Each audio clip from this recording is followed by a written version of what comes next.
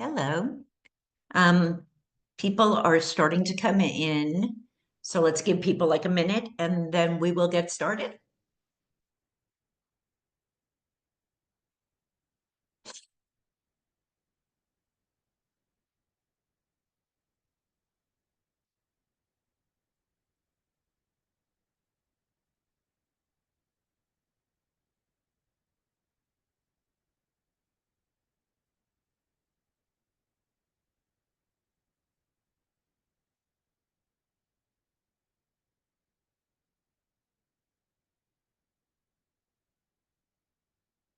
Okay, I'm going to go ahead and start us right on time. I think that people will be joining us as we go on, but last year when we did this, we went a little over an hour. There's a whole lot of information to share.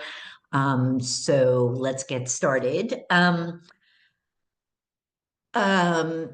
a few things before we do. First of all, I'm Maggie Moroff. I am the Senior Special Education Policy Coordinator at Advocates for Children, and I am joined by Sarah Part. Sarah, you want to introduce yourself?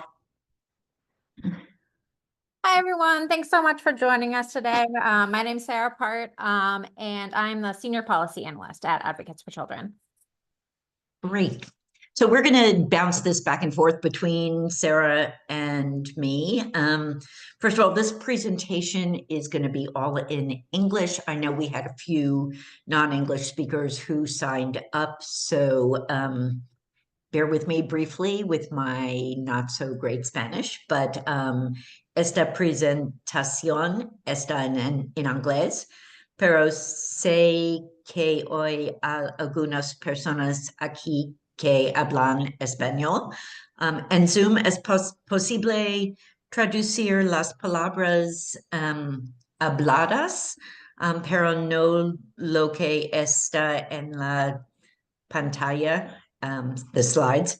Pongo el enlace con información sobre cómo hacerlo en el chat para quienes lo necesitan en unos minutos. If you are an English speaker, actually, if you are an anything speaker and you're interested in turning on closed captioning in any language, what you need to do is go to Settings, Meetings, Advanced Closed Captioning, and then make sure they are turned on. Those are our preliminaries. As to the content for today, obviously learning to read, and forgive my sniffles. Obviously, learning to read isn't easy for many students, and lots of students struggle with that process. Sometimes it's really just about the general instruction received in schools, and there's a lot of work being done now to correct that for students in early education who are coming up now. So early education meaning elementary school. But sometimes those struggles are the result of a disability that has either gone undiagnosed or misdiagnosed and unsupported or ill-supported with appropriate specialized instruction. So we're talking about pre-referral supports and special education supports, and we'll talk about both of those during the course of today's webinar. We're going to talk to you about all of that, how students learn to read, the reading-focused work that's going on here in the city and the schools right now, and how to get help if your student is struggling with learning to read. We also want to note a few things up front. Reading supports are not just for our youngest students, though today's presentation is primarily about those younger students, and it's aimed at the families of students in elementary grades. But it's not too late for those in middle school or even high school to get support, and some of the content that we'll cover today really applies to students younger and older. I also want to note that Sarah and I are advocates and lawyers. We are not educators. And so we are talking today about the rights around literacy instruction and intervention, not so much about the how-tos of teaching students to read, about activities that you can do at home to support them. Really, this is about enforcing their rights. As I said in the beginning, but we've had a few more people join us, we're going to do our best to keep this to an hour. But we may go over. It is being recorded. So if you have a time out, you'll be able to watch the rest of it at a later point. We'll be sending folks the slides and the link to watch the rest of the webinar. Really briefly, let me talk to you, Sarah, next slide, about Advocates for Children. We are an independent agency that protects the rights of all of New York City students. We provide our services a number of different ways. So sorry, I have a cat that likes to crash webinars. We have a helpline that we run. We're giving you the number there. That helpline is open from Monday to Thursday from 10 to 4 p.m. Anybody can call, parents, educators, grandparents, caregivers. We love to talk to people. We also put out a bunch of guides and resources that are available through our website. We do workshops and trainings and webinars, and we provide free legal services to low-income families. We were founded over 50 years ago by parents of students with disabilities. Our mission has expanded with time. As I said before, we work to make sure that every child from birth to age 21 has access to a quality education in New York City, and that they get the supports and services they need along the way, and to which they have a right. That's why we talk about the rights. I suspect that most of you who found your way to today's webinar know this already, but just in case, our website really does have a wealth of information. So we urge you to take a look at it. We're talking about some very specific stuff today. There is much more to be found. I'm going to later in today's presentation do a really brief run through of special education rights, but we do entire trainings on that. So please do sort of look for those and look for the materials on that. There's also more on the website about older students. So if you have come here today because you're supporting an older student who is struggling, please do stay. Please do understand that this is focused because of what exists on the younger students, but there's a lot that does apply to the older students, both here and on our website. I'm also having technology trouble.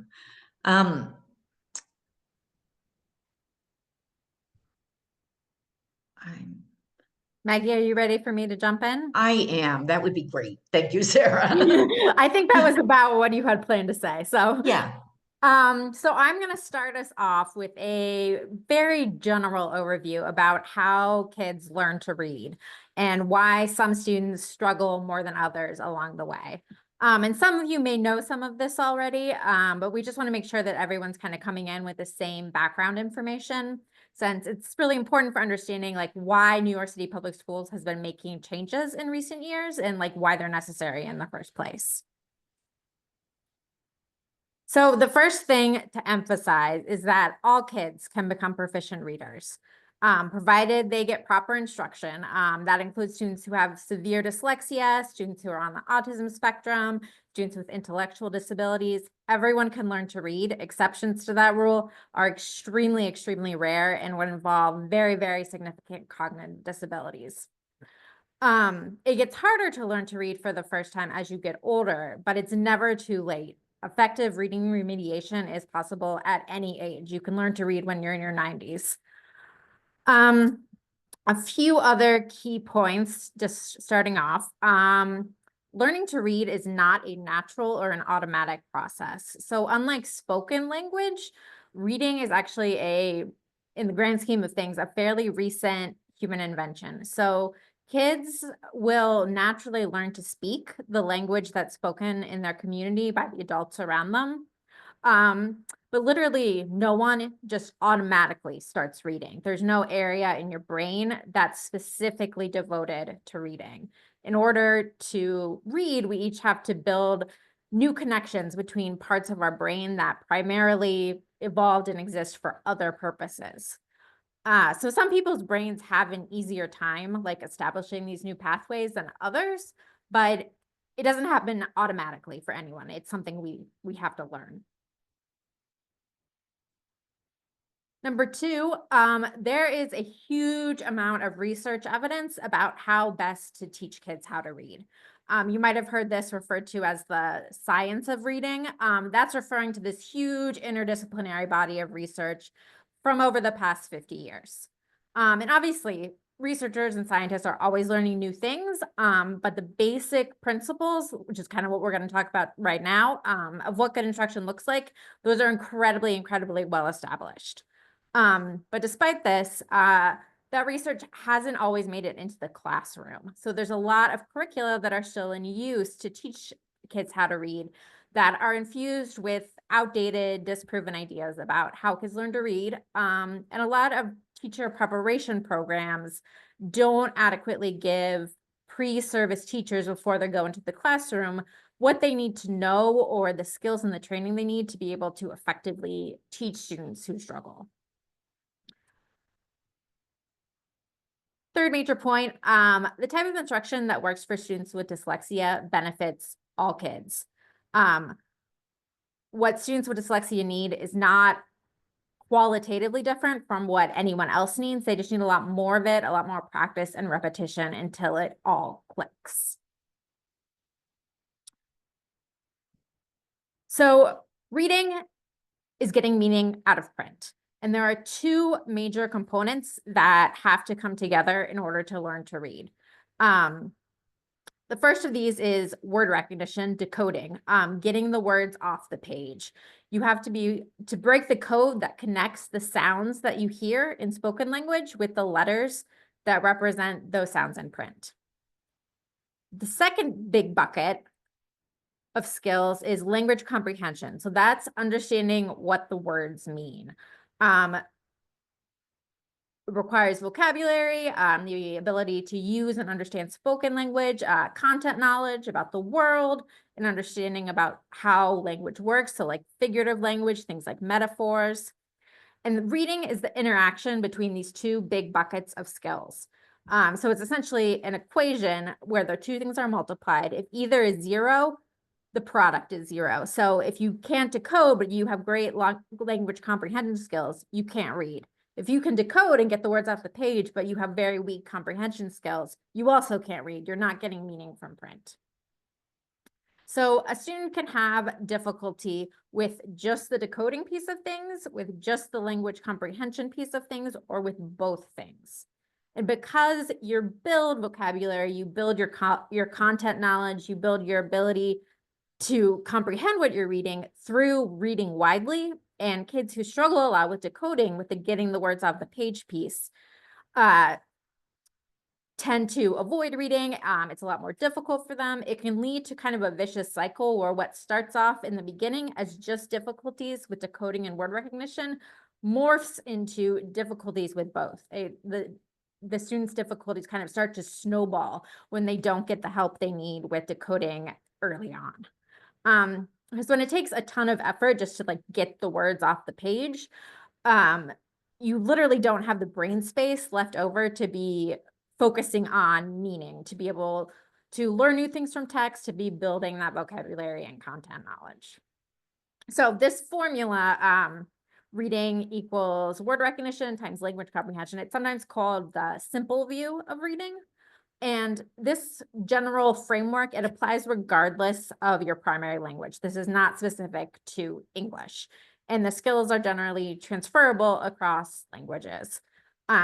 We had someone, when they registered, ask a bit about students who are learning English as a new language. And the biggest difference in instruction for English language learners, or ELLs, is that students who are learning to read in English when it's a new language, need additional oral language support, essentially, so that they can understand the words and the text that are being used to teach them how to read, because they're learning English at the same time. And good instruction for ELLs is going to explicitly help kids develop an awareness of the structure of language and how language works, and call attention to the ways in which English and their home language are similar, make connections between those two, because ELs are coming in to schools with a lot of linguistic knowledge from their home language, and we want to kind of leverage and build on that to help them both learn English and become proficient readers.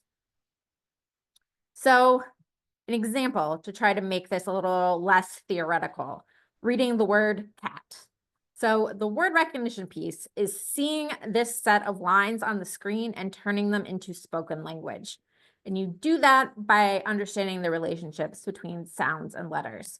So you know that cat is made up of 3 different sounds, k, a, t, and each of those sounds is represented by a letter, right? So that curved line, that's a C, that doesn't have some inherent meaning. You know from all of your lived experience, because you know how to read, that that curved line represents the k sound in cat.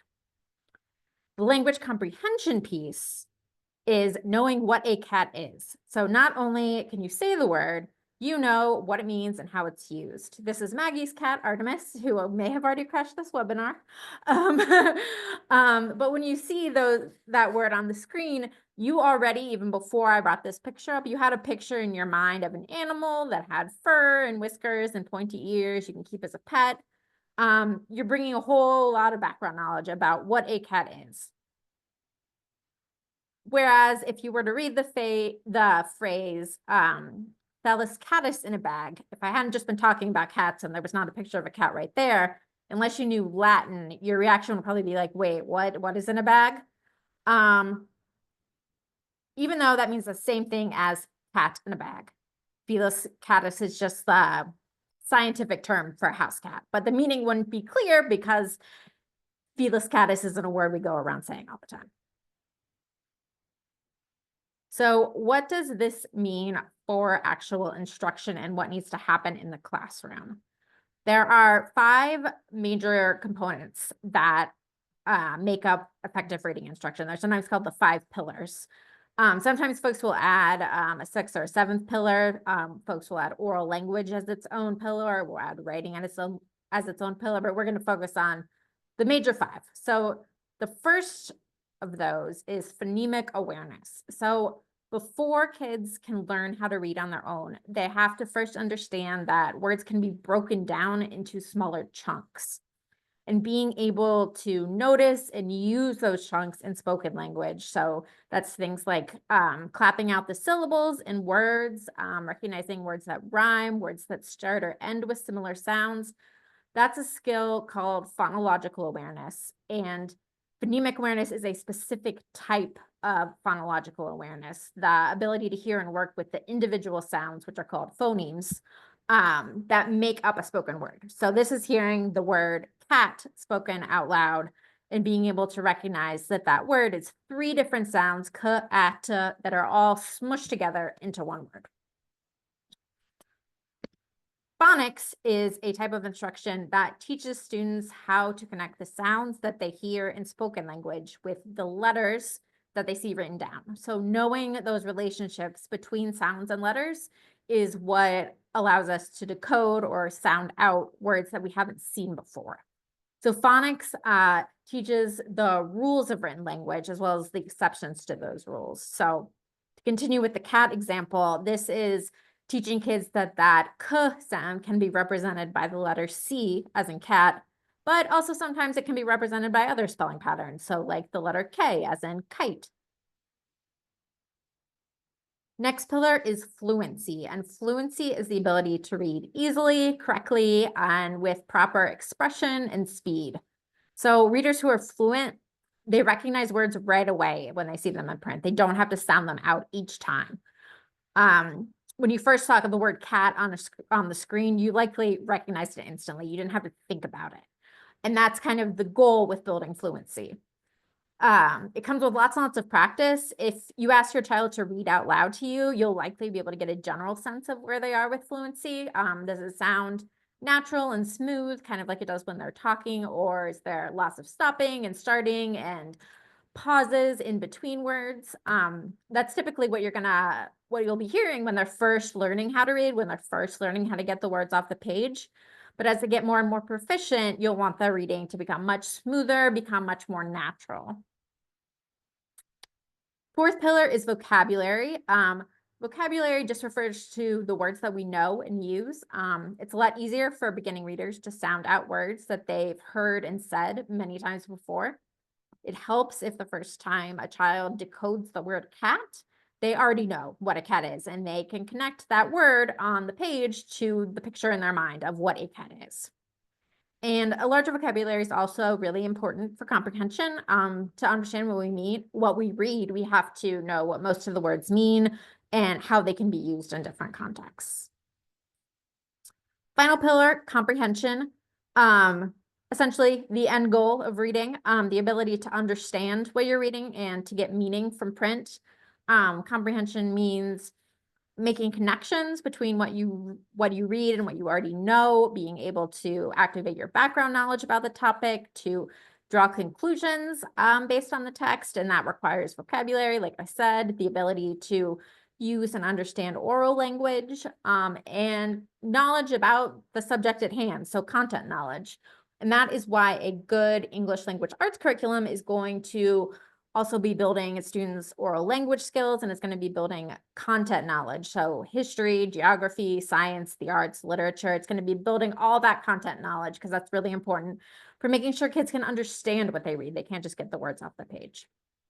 And an important piece of comprehension instruction is also explicitly teaching comprehension strategies. So helping students learn how to self-monitor their own understanding as they're reading, to be able to like ask themselves questions, how to apply what they know about different text structures. So things like compare and contrast or cause and effect, to construct meaning from text, how to visualize what they're reading, make a mental picture, explicitly teaching those strategies.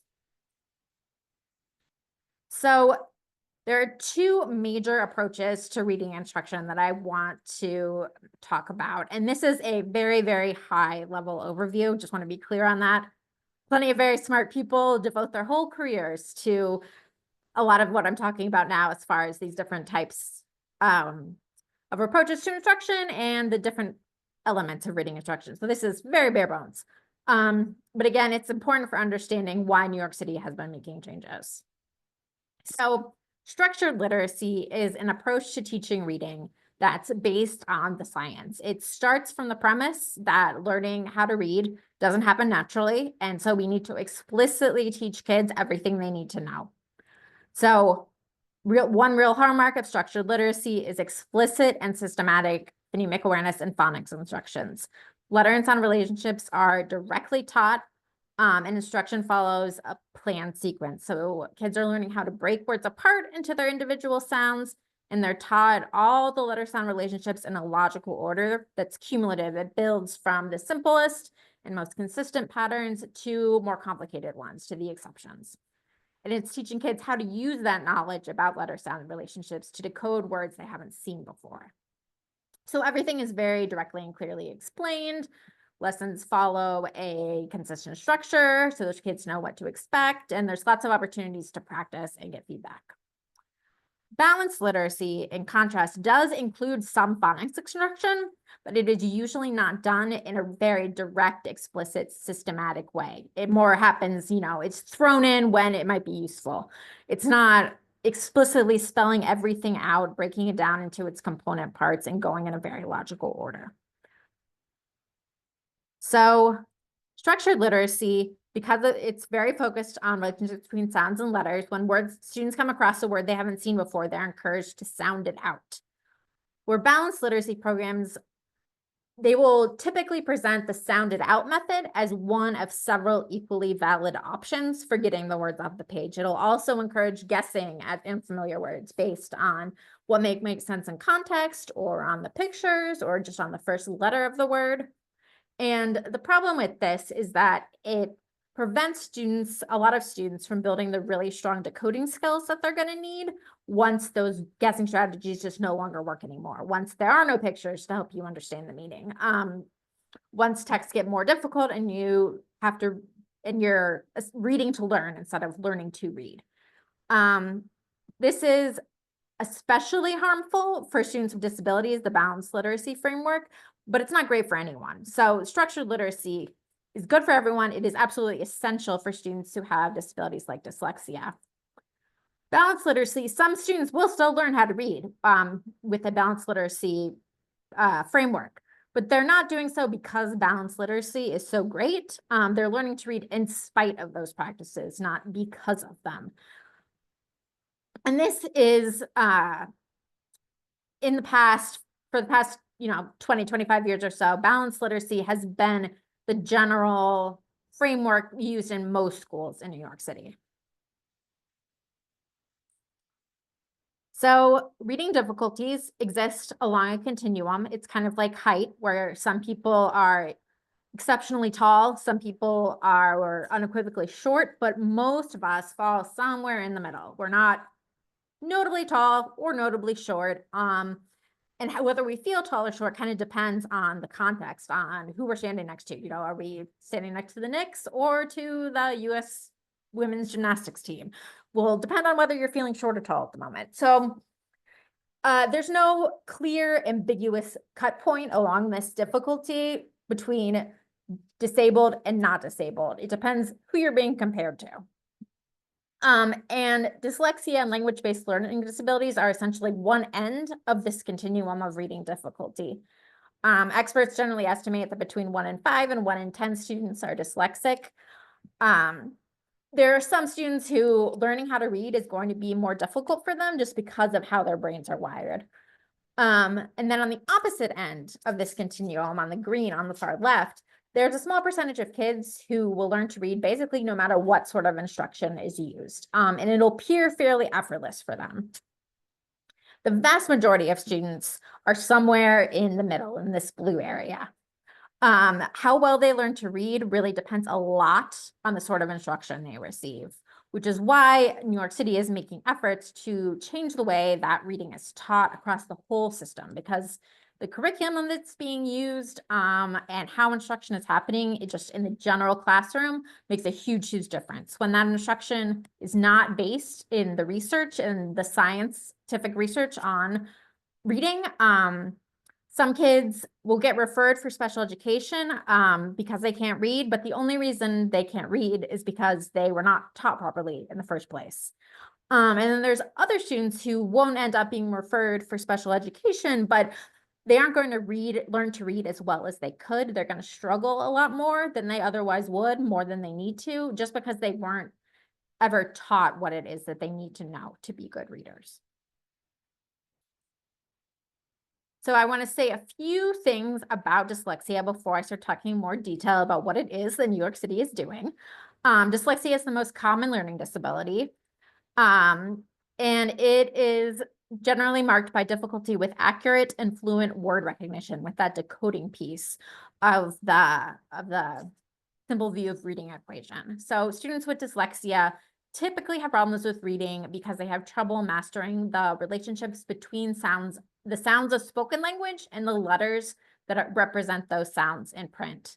So that means they have a really hard time converting the words they see on the page into words they can say out loud, even though those words might be part of their spoken vocabulary. Their oral language could be very strong. Dyslexia is super common, as shown on the slide right before this. Estimates are that maybe 1 in 5 to 1 in 10 students have dyslexia. It can range from being pretty mild to being very, very severe. It is neurobiological, meaning it's a brain-based condition. It's not just like a temporary delay in development or something a child is going to outgrow. They're not just late bloomers.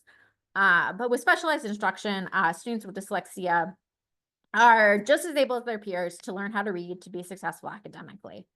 Reading is probably always going to be more challenging for them, and they're going to need lots more practice and repetition to master those foundational skills. But it's 100% possible. The trick is really that the sooner they get that specialized instruction and that help, the better. Addressing difficulties as soon as they show up helps keep students from falling behind, from losing self-esteem, from disengaging from school because they think, it's not for them, they're not smart enough. Otherwise, not being able to read is really, really frustrating and embarrassing for kids. And that can end up manifesting with mental health challenges, anxiety over reading, depression, or with acting out behaviors. And because it is a lifelong brain-based condition, even after successfully learning how to read, a lot of folks with dyslexia are still really going to benefit from things like assistive technology, which Maggie's going to talk about a little later on. Students will really benefit from accommodations like having extra time on tests because, again, reading is more burdensome. It takes longer. Want to also emphasize dyslexia is not a visual problem. So this is a really common myth, which is why I think it's important to debunk it. A lot of folks think that the main symptom of dyslexia is seeing or writing letters backwards. Students who have dyslexia do not see letters or words any differently than other students. It's actually really common for students when they're first learning how to read to reverse letters. So like to mix up their B's and their D's when they're first learning how to read and write. On its own, that alone is not a warning sign that a student has dyslexia. Some kids who do that do not have dyslexia. Some students who have dyslexia will never mix up B's and D's. Last important point, dyslexia has absolutely nothing to do with intelligence. Full stop. So what does dyslexia look like? This slide just has a few examples of some signs you might want to keep an eye out for. We have a fact sheet on reading milestones that provides some more detail about the skills that your child should be mastering from pre-K to about second grade. I think Maggie's going to drop a link in the chat, as well as some possible warning signs of a reading disability at different ages. So the first one, when students are toddlers and pre-K, they might really have a really hard time learning nursery rhymes or being able to tell if 2 words rhyme. They're going to have a lot more trouble than other kids their age learning the names and the sounds of letters. Once reading instruction starts, they typically read out loud very slowly and awkwardly with lots of stopping and starting and mispronunciations, more so than the other children their age. They might frequently skip over words when reading or make wild guesses at words based on just the first letter or the pictures. Again, this is because they're struggling with the decoding piece, so they're doing their best to compensate for that by skipping words, by guessing. And one thing you really might see as a parent is students with dyslexia getting really, really frustrated or upset when they're asked to read, or just going to great lengths to avoid reading at all because it's so frustrating, because it's embarrassing when they realize their classmates can do something that they can't.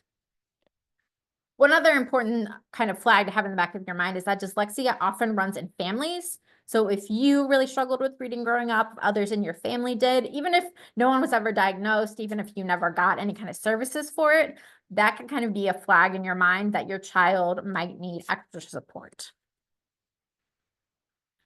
So I think I saw a question in the chat. Do I want to? Oh, that's just Maggie? Okay.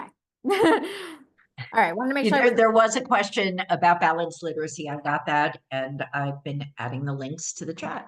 Okay, awesome. So moving on with what's changed in New York City Public Schools, if you've heard of something called New York City Reads. NYC Reads is an effort to move the city's public schools away from balanced literacy, which is what most have been doing for the past 20 or so years, like I mentioned, and toward structured literacy to make sure that every student in New York City is getting strong foundational skills instruction in the early elementary grades, and that schools are using curriculum and teaching practices that align with the research on reading. So one of the biggest components of New York City Reads has to do with curriculum. Prior to 2023, every school could choose what curriculum they wanted to use to teach kids how to read. There wasn't consistency from school to school. There wasn't even necessarily consistency from classroom to classroom within the same school. The city wasn't making sure that everyone was using programs that were based in the research. They didn't even know what a lot of schools were using. So what kind of instruction your child was going to get in elementary school, it was kind of just luck of the draw. It could be great, it could be terrible. The big change with New York City Reads is that now each of the city's 32 community school district has to pick from one of 3 pre-approved English language arts curricula to use in grades K through 5 in all their elementary schools. So these 3 options, the names aren't super important, but since some of you may have heard them used, they're Into Reading, Education, and Wit and Wisdom. And all 3 of these are, broadly speaking, aligned with the research on the science of reading. Into Reading has been the most popular choice. It also has a Spanish language version, which I think is part of the reason it's been the most popular, is that there are already materials for teachers to be able to use in bilingual classes with students who are emerging bilinguals whose first language is Spanish.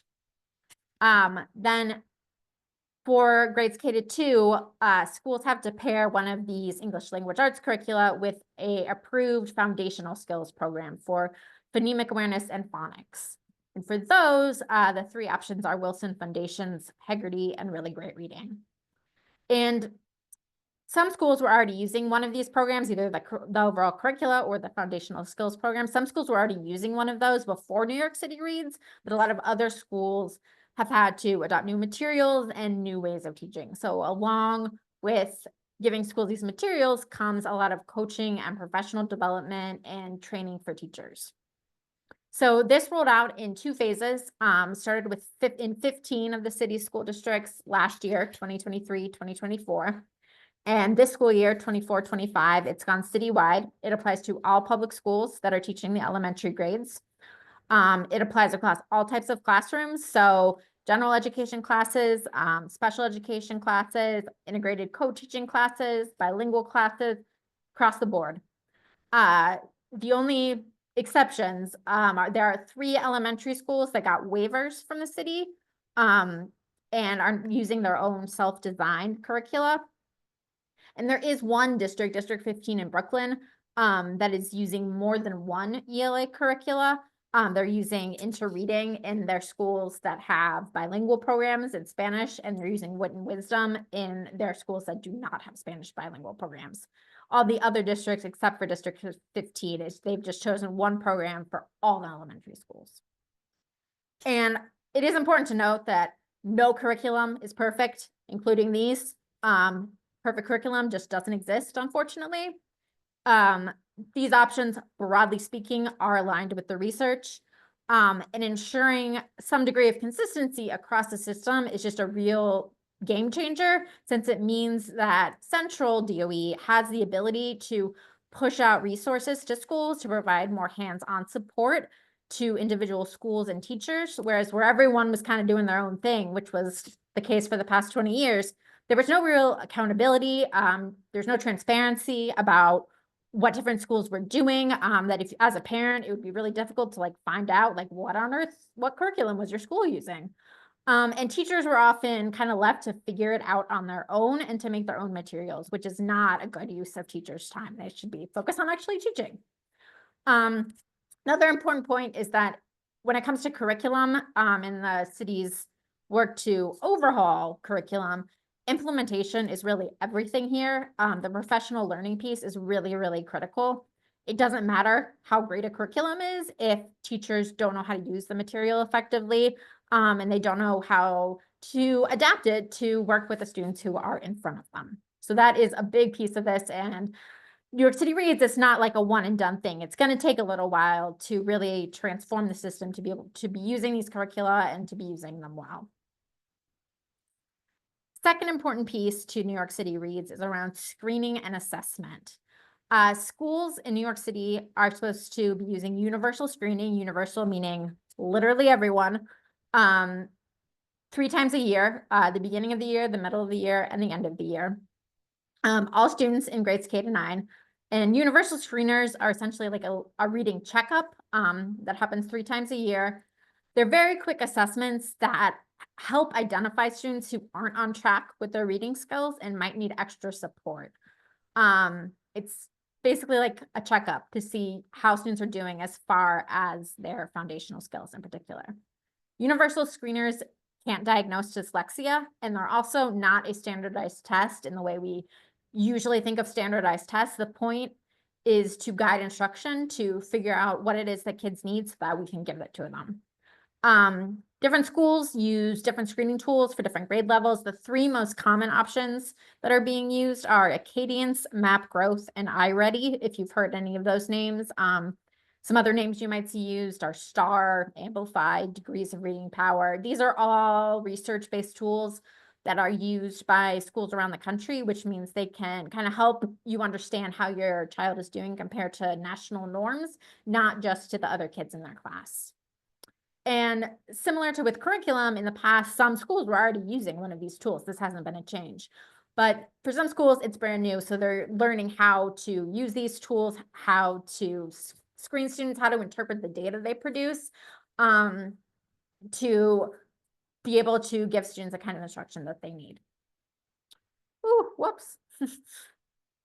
One other point on this, these screeners, they have largely replaced or are intended to eventually replace the old system of assessment that a lot of schools used, that if you have older children, you might be familiar with, where kids were essentially being given a level on a scale from A to Z.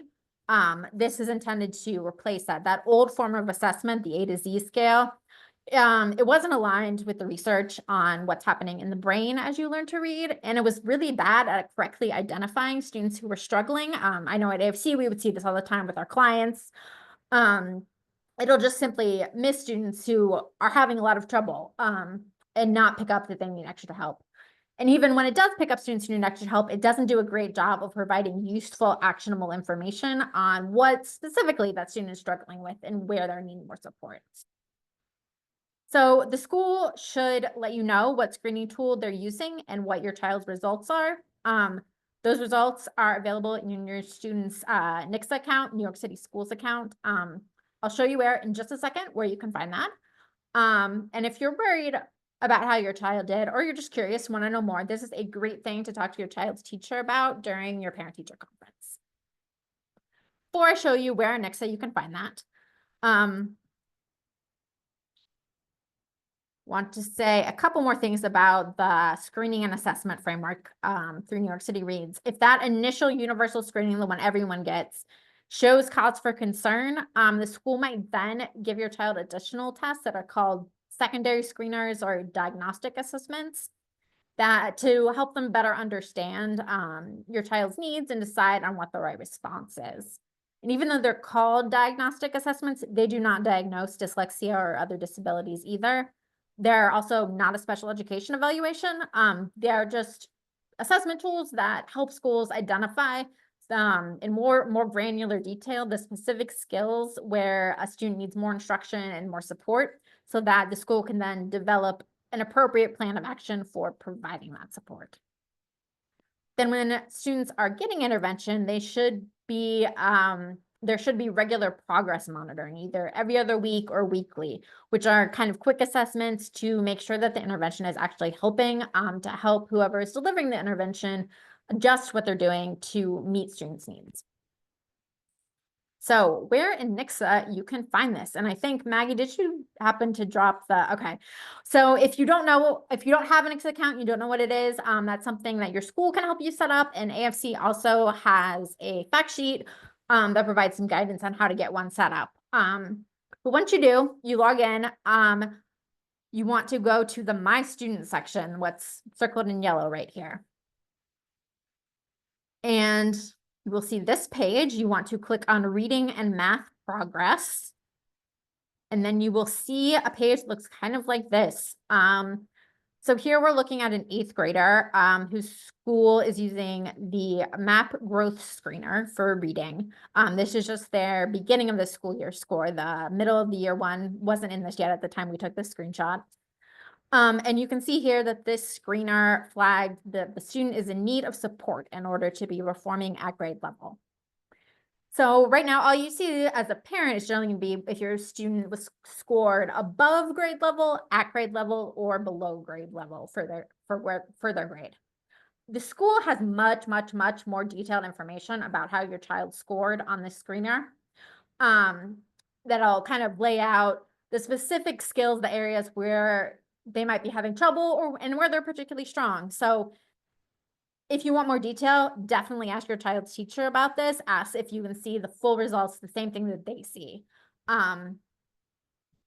If your child's screening results show, like they do for this student, that your student is in need of more support to be performing at grade level, if you aren't already in conversation with the school about what they're doing to provide that support, this is definitely something you want to bring up at your parent-teacher conference. A little later on, we're gonna go through some suggested questions you can ask to kind of get the conversation started, as well as some of what you can actually ask for. Maggie, are there any questions I should answer before moving on to programs for struggling readers?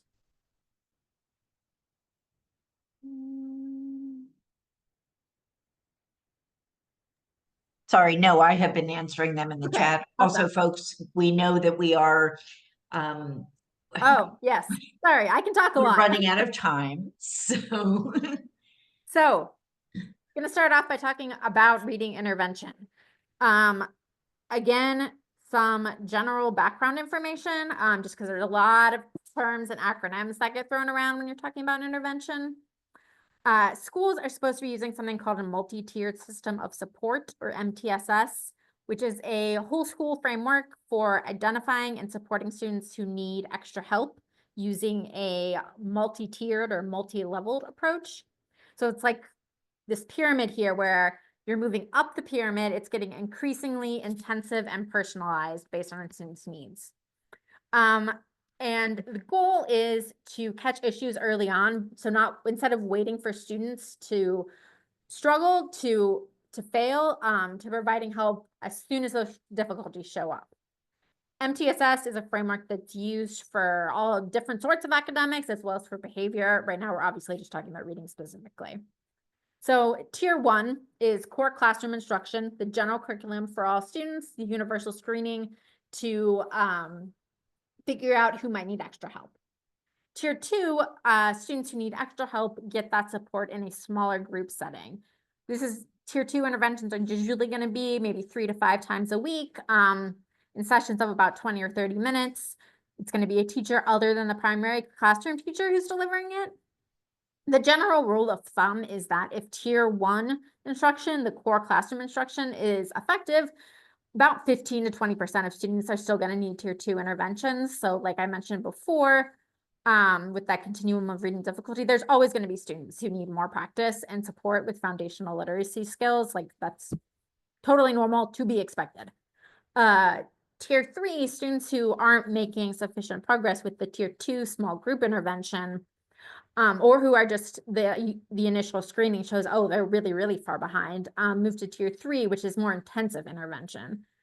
More intensive means more often, so 4 or 5 times a week, not 3 times a week, for longer blocks of time, so at least half an hour, maybe up to a whole hour a day, and either individually or in an even smaller group, so 2 to 3 students.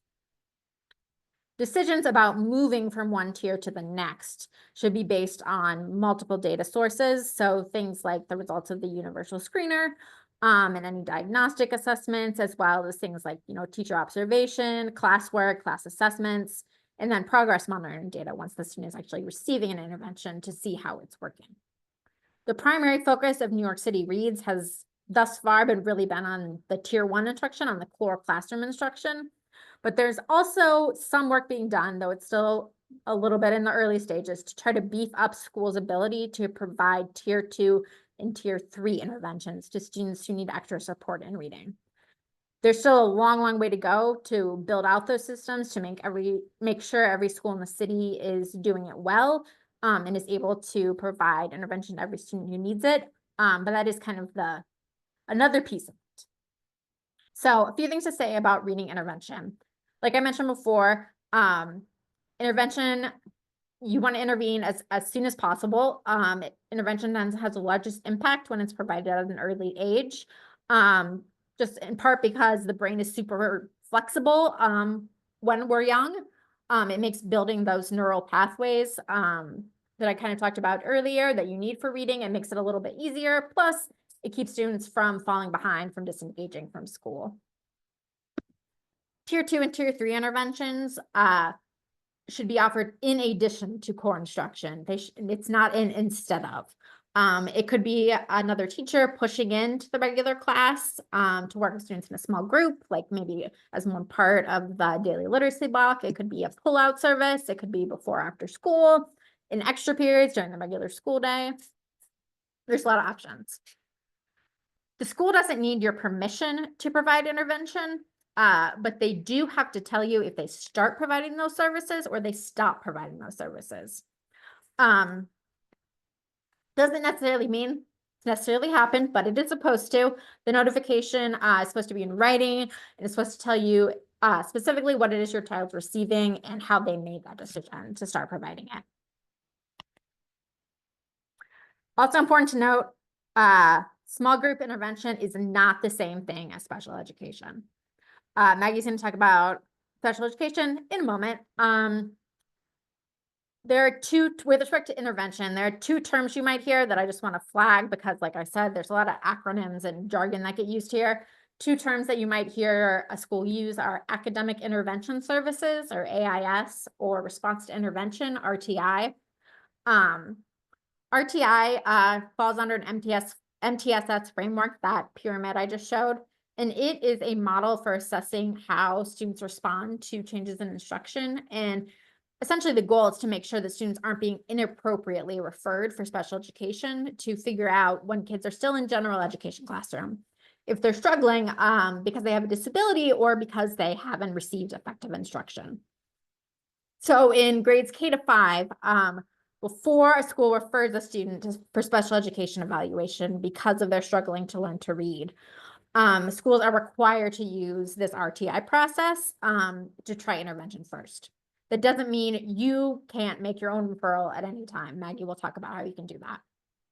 Academic intervention services, or AIS, also something that's required by state regulations. It refers to extra instruction and support for students who are not meeting grade level standards or who the school considers to be at risk for not meeting standards, generally as measured by meeting standardized tests. And again, MTSS, that pyramid, that's a framework for providing these services. It's offered in multiple subject areas, not just ELA, and it's for grades K through 12, not just the elementary grades. Another important thing to note about AIS is that students who are getting special education services are eligible for AIS. So are students who are learning English. So a student can receive academic intervention services and special education services at the same time. It's not one or the other. Few examples of some of the tier 2 and 3 structured literacy programs that are currently being used in city schools. This is not an exhaustive list. These are just some examples of programs where we know that New York City Public Schools has been offering a lot of staff training over the past couple of years. So they're names that you might see or hear if you talk to the school about reading intervention. This list, the programs that are listed here, they're all research-based programs, but they differ as far as which skills they most focus on, whether they really focus on phonemic awareness and early phonics versus more advanced phonics, focused on kids who already have the very basics of decoding but need help with like multisyllabic words. They differ in which grade levels they're appropriate for, how intensive they are, and how much training and expertise the interventionist delivering the program working with the student really needs to have to be able to deliver the program effectively.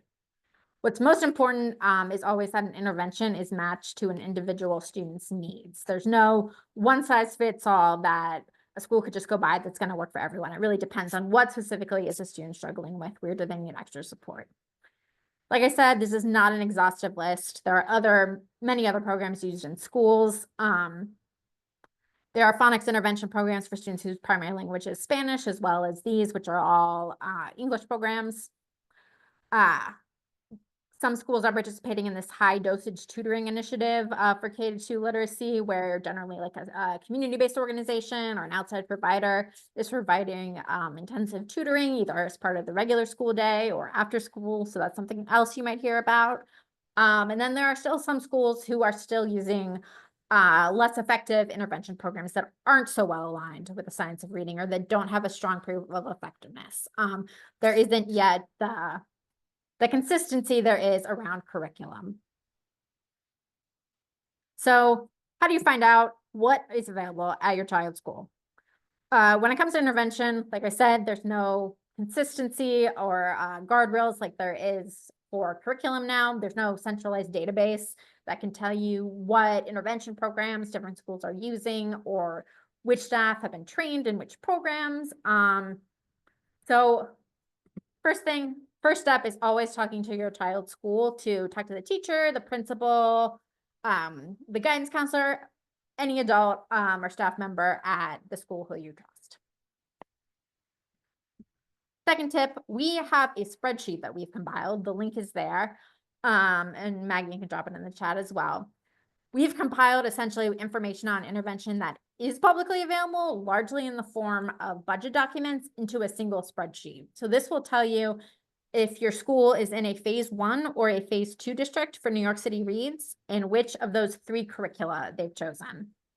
Then it's also going to show you some of what we know about intervention. So there's a column for the iRead specialized program, which is something Maggie's going to talk about shortly.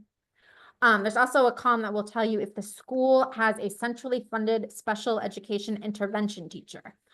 This is a position that existed before New York City Reads, but they've been getting some extra training in recent years. It used to be called IEP teachers, so you might still hear them called that as well. They're in 960 schools around the city, middle and high schools, in addition to elementary schools.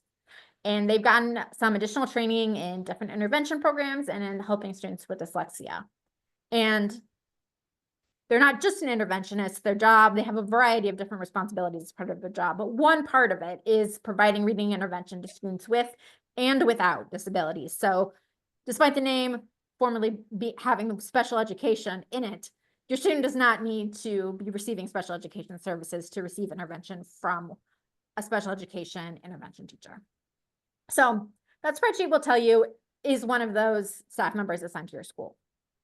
The New York City Public Schools also used COVID-19 stimulus funding from the federal government to train some additional providers in reading intervention and to provide intensive teacher training and structured literacy at a few select schools. There are also some schools who have gotten funding from their state assembly member to help them build their capacity to provide evidence-based instruction, or who have some other initiative that we have flagged in the list. And yes, I can see Maggie looking at me. I know it's 5, but we'll keep going. If you have to log off, no worries. We will be sharing the slides and the recording after this.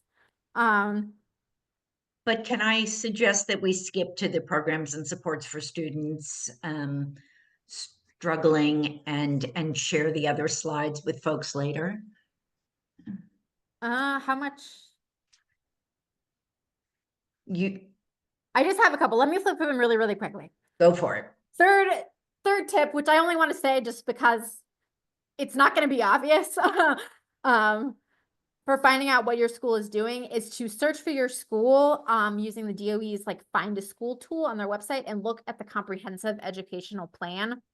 So the comprehensive educational plan, this is a document that the school leadership team develops every year that kind of lays out goals and strategies for improving instruction. These plans are like 150, 200 pages long. Some schools provide more detail, more clarity than others. So your school's plan may or may not be helpful, but it is worth checking out if you want to try to do some research to be as informed as you possibly can about what your school is doing as far as reading instruction and intervention, because sometimes it will provide helpful information about that. So to find that, use the Find a School tool, click the Reports tab, scroll down to Comprehensive Educational Plan. It's a PDF you can download. When you download that PDF, you're going to see a table of contents that looks something like this. Anything about reading instruction, you're most likely going to find we're under Priority 1, all students learn to read well, or in the section on multi-tiered systems of support. So these are just 2 examples of what you might see, what it will tell you, how they're deciding who needs intervention. Here it's the Acadians Universal Screener, the different programs they're using. So here, this tells us at least some staff member at this school has been trained in Spire, that one of those interventions in the table earlier. Someone's been trained in Rewards.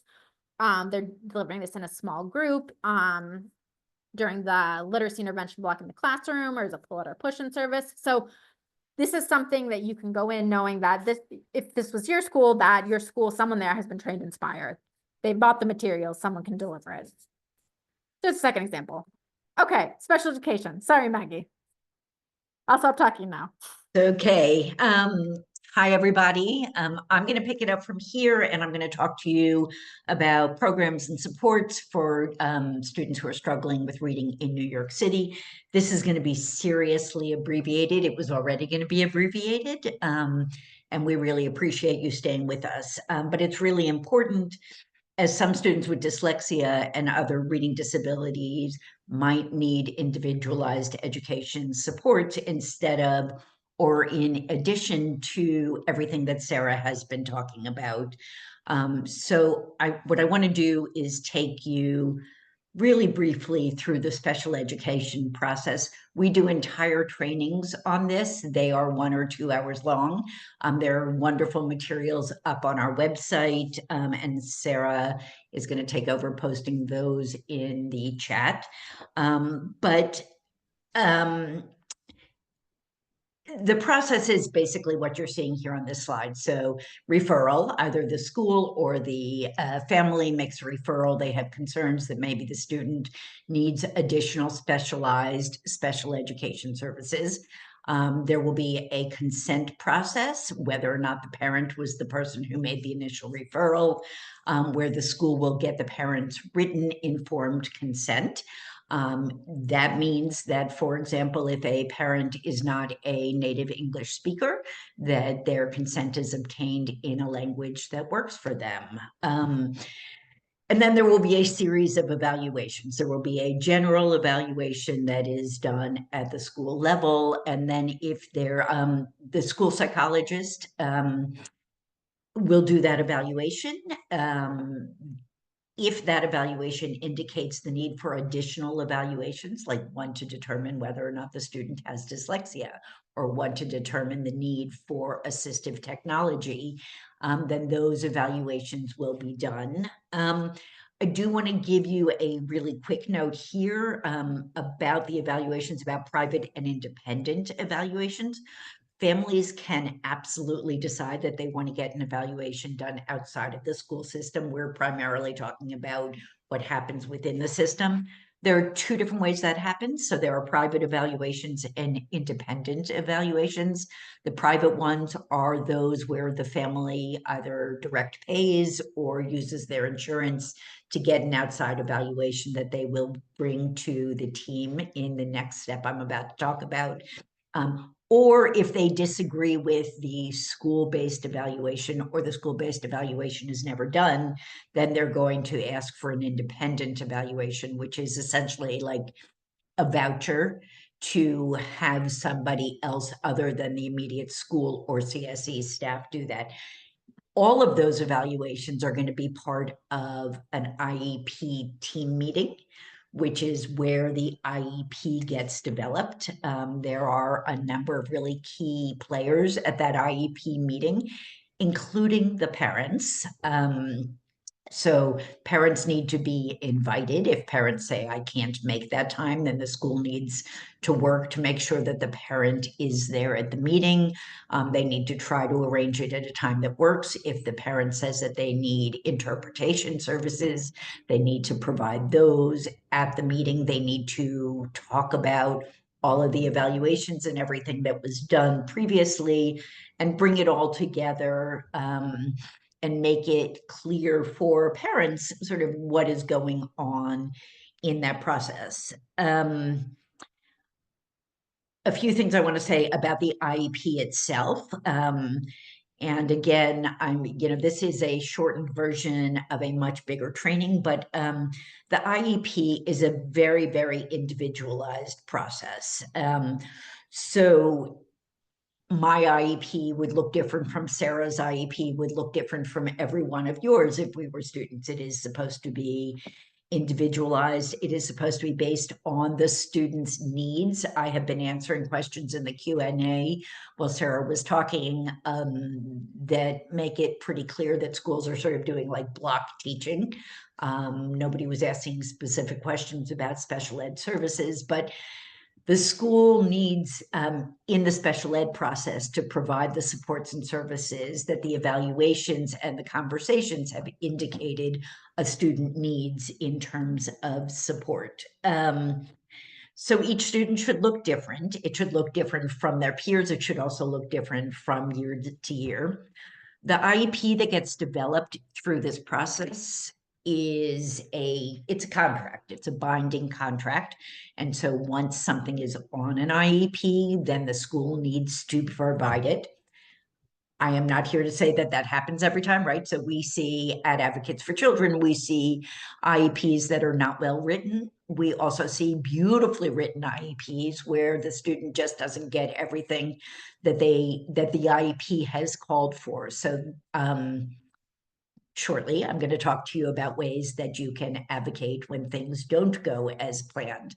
And then once the IEP has been developed, there is a process for putting services, like what are the supports and services, and I'll talk in a second about some very specific to literacy development that might be appropriate for a student. Putting those services into place, and if the student needs a different kind of classroom placement, putting that placement into place as well. That was like a 3-minute version of the process. So I can stay after we get through the slides and answer additional questions. But a lot of the questions that we have been seeing are about what happens if you disagree with the school, right? People have actually been asking sort of, what if the school is not doing things? There are 2 different ways that a family can pursue more conversation with the school. The first is informal dispute resolution.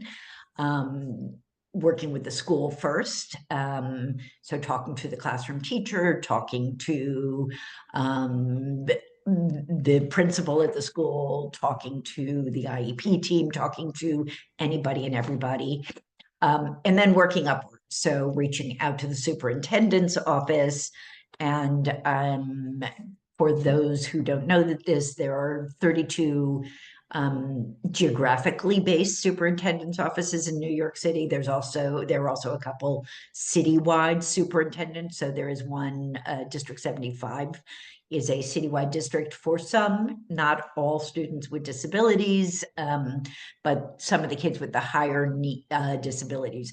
Everything that Sarah was talking about earlier can apply to students in that district as well. This is really, as she said before, most students with the right supports and services and the right core instruction and the right intervention as needed will learn to read. And then we're also giving you the phone number and email address for the Central Special Education Office here. That's informal dispute resolution. That's my favorite approach. I'm an ex-litigator, and I far prefer to try to work with the people that are going to be serving either my own students or the students that I am working on behalf of. That doesn't always work. So on the other side of this slide is the formal due process steps. And those are, and again, I was looking earlier today, we have a whole webinar about formal due process that you can access after we get off today. Formal due process includes mediation.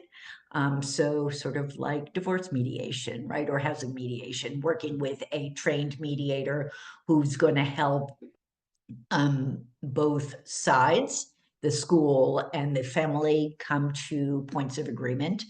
Impartial hearings and state and federal complaints are a little bit different. It really does fall into everybody will present their evidence and their information, and then a trained impartial hearing officer will make a determination, and it's less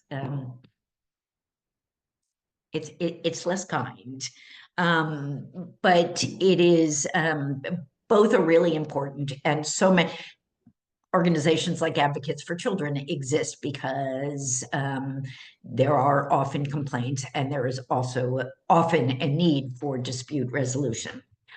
I want to talk about next slide, Sarah, about some of the things that we see and recommend in order to support a student with dyslexia.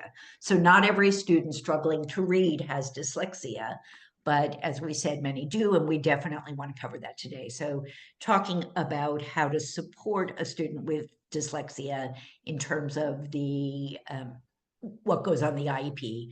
And then, as I said, then there's a question about if it's on the IEP, then it should be provided. So dyslexia is not a special education classification in and of itself. But IEPs can absolutely include the language about dyslexia in them. In the past, and still on occasion, we see schools that don't want to put it there because it's not a disability classification, but actually New York State Education Department says go for it. They encourage it, they want it there. The IEPs for students with dyslexia and other learning disabilities should describe the student's disability really clearly and lay out appropriate services and instructional supports from which the student can benefit. Assistive technology is one of my personal favorites. I love talking about AT. AT is any device or support for using that device that helps an individual student with a disability learn. It is different from, for example, what Sarah and I are doing here. We're using instructional technology where we're all doing the same thing, but it is much more personalized and really designed to help the student with specific needs. It is an alternative way or provides multiple alternative ways for accessing the material. It is not a way of teaching new material. It's all about providing access. So it's really designed to help students reach their full potential by compensating for specific difficulties in completing academic and classroom activities. This is true for young students and older students. This is, and really sort of as a side note, last year I had a head injury. I learned a whole lot about assistive technology from a much more sort of up close and personal perspective. It's really helpful. So assistive technology, for example, can be used, it can be about as individually assigned computers, tablets, voice to text, text to voice, writing aids, screen reading software. It's really, the list is growing and changing every day. It's a pretty exciting and interesting field. Additionally, I'm going to accommodations and modifications can be really important for a student with dyslexia or another learning disability that is serving as an obstacle to their learning to read. Accommodations change the way that students approach the curriculum. They don't change the curriculum themselves. Modifications actually change the material presented. So the accommodation allows a student to complete the same assignment or test as their peers, but with changes to things like timing, formatting, setting, scheduling, response, and/or presentation. Assistive technology may be an accommodation. Also extended test taking time, things read aloud to a student, use of a keyboard for writing. Modifications are actual adjustments to the assignments or the assessments, and they change the standards that the student is expected to meet by changing the content measured by the student's work.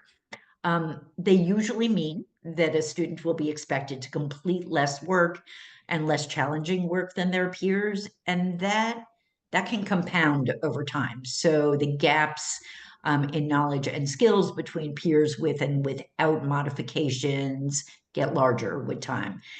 Because of that, accommodations should always be the first option, but modifications may be important for others. I'm so impressed that the 7 of you have stayed on here. Thank you. Intensive Reading Education and Development, or iRead, is an early literacy program that is now available in New York City. There are some specialized programs about literacy that are now offered in district schools. iRead is a reduced class size, integrated co-teaching model. So that means that smaller class, multiple teachers in the room, one of whom is a special ed teacher. In the iRead classrooms, targeted literacy support is woven into everything that the students do, into all the subject areas. There's also a part-time intervention teacher who pushes into the classroom and works directly with individual students. Push in meaning they're not taking the student, they're not pulling kids out of the classroom and taking them to work on skills, but therefore making the student miss some of the content that's going on in the classroom. Sarah is adding links. I love that. There are iRead programs in 8 schools right now, in all 5 districts. You can get a list from that, the link that we added before about where literacy programs are offered. There are a limited number of seats in those, and families do need to apply to them. Go ahead. There's also something called the South Bronx Literacy Academy, which is a relatively new standalone public school in District 7 in the Bronx. It is open to students with and without disabilities who are struggling with foundational literacy skills. Everything at the South Bronx Literacy Academy is done in an ICT setting. Right now, the school serves students in 2nd through 4th grade. They'll be expanding by 1 grade each year up through grade 8. So next year they'll go from 2nd to 5th grade, for example. The same folks that opened this school are working on opening a 2nd school in Brooklyn next year in Crown Heights, and they are waiting for approval from the city, but that'll be a nice option for all. We wanted to offer some tips for parent-teacher conferences.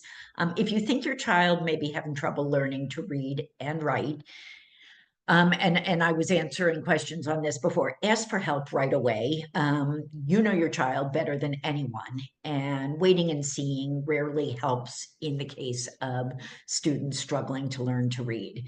We're not suggesting that you formally assess your child at home, but if you have other children or friends with other children, you probably have a pretty good sense of where your child is on the reading spectrum. And if that raises concerns for you, start a dialogue sooner rather than later with your child's school. You can talk to them about what options exist in the school, and you may want to do some of the other stuff that we have been talking through. Questions to ask when you start that dialogue. What should my child be able to do by the end of this year with respect to reading? Are they on track to do that? Can you give me more information about how my child, not all the children in the class, but how my child did on the screener? Are they getting extra help or interventions beyond what others are getting? And what can I do at home to help my child build strong literacy skills? Somebody did ask a question about that before. I do want to repeat that we are advocates. We are not educators. So I did promised that person that we would get back to them with some thoughts. But again, that's a great conversation to have with your school staff. Information about literacy can be really confusing. So don't be afraid to ask these questions and to ask follow-up questions when the answers continue to leave you a little bit baffled.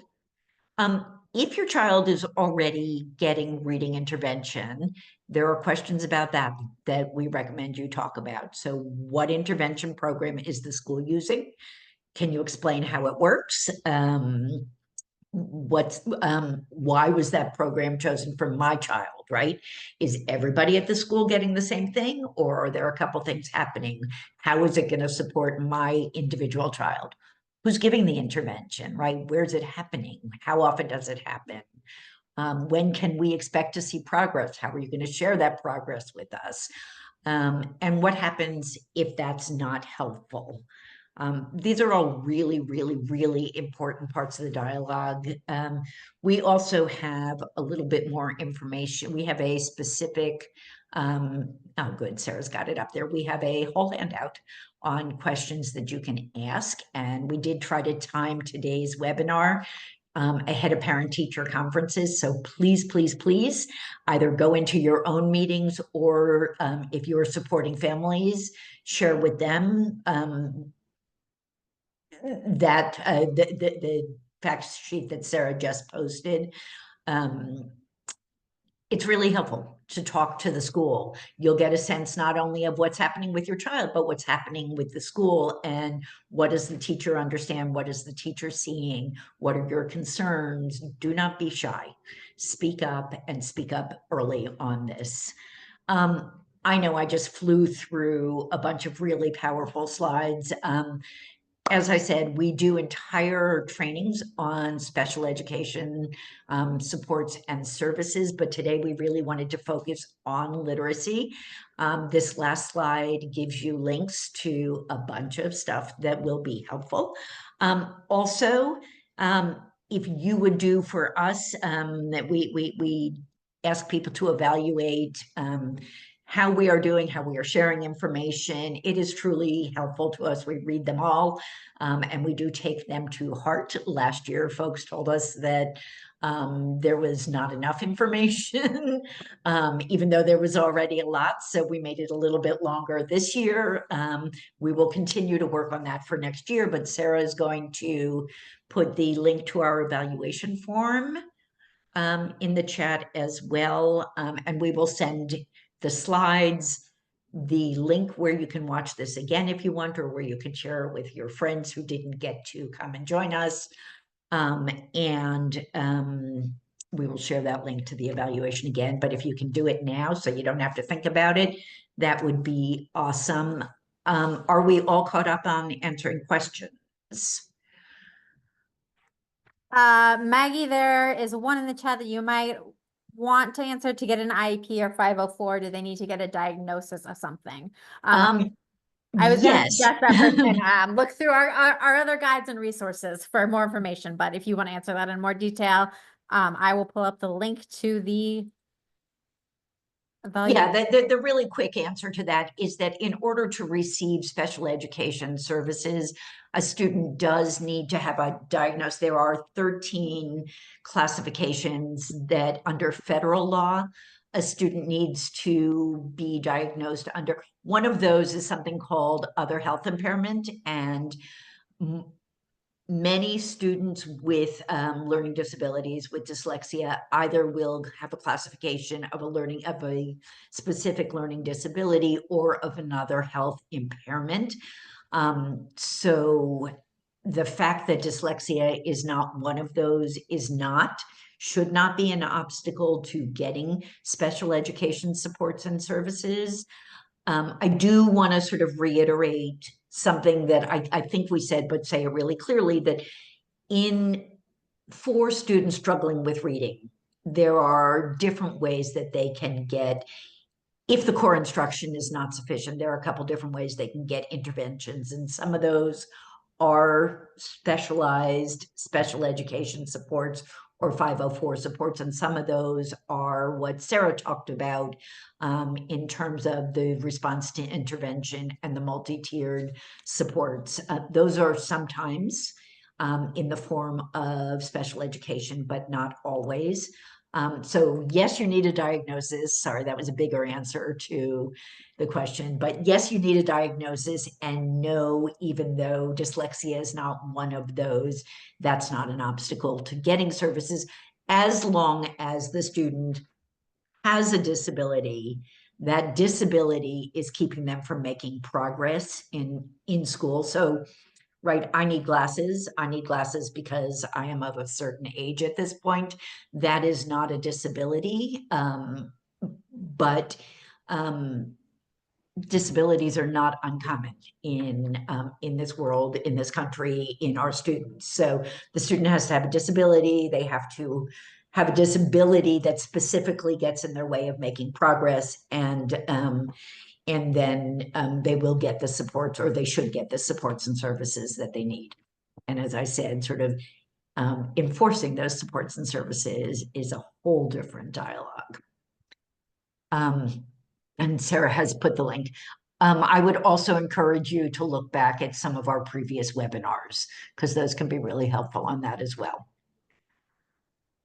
I truly can't believe you all stayed. Thank you for doing that. I hope this was helpful. Thank you so much. Yeah, like Maggie said, for joining us.